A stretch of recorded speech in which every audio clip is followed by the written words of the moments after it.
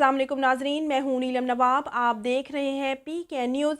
सबसे पहले कराची से खबर शामिल करेंगे। कराची से सलीमुद्दीन सोलंकी की रिपोर्ट के मुताबिक कराची में IBA यूनिवर्सिटी 2021 और 2022 कामयाब स्टूडेंट को ग्रेजुएशन की असनाद तकसीम की तकरीब मुनक्किद।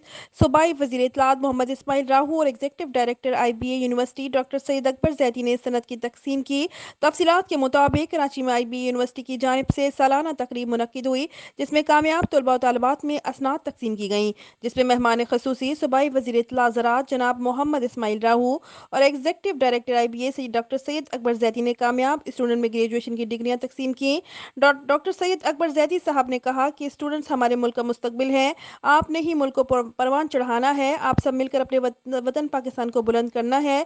और इस मौका पर तमाम स्टूडेंट ने कहा कि हम अपने वतन पाकिस्तान को कायदे आज़म मोहम्मद अली जिन्नाह के तर्ज अमल पर काम करना है।